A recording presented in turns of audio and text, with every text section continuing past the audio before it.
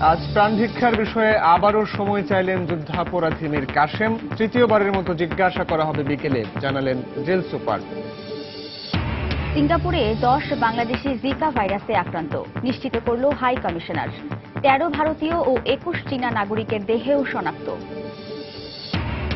75 পরবর্তী সময়ে সন্ত্রাস এবং জঙ্গিবাদ মাথা চাড়া দেয়, নির্মূল করতে হবে ঐক্যবদ্ধভাবে, বললেন প্রধানমন্ত্রী।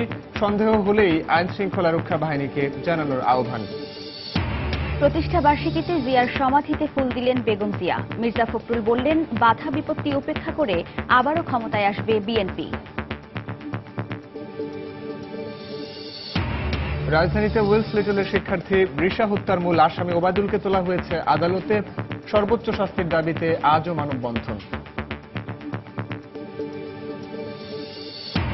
এবং চীন থেকে স্প্যান চলে আসার পর নদীতে পুরো দমে চলছে পদ্মা সেতুর পিলার বসানোর কাজ। ডিসেম্বরের মধ্যে 2টি পিলারের সংযোগ তৈরি টার্গেট।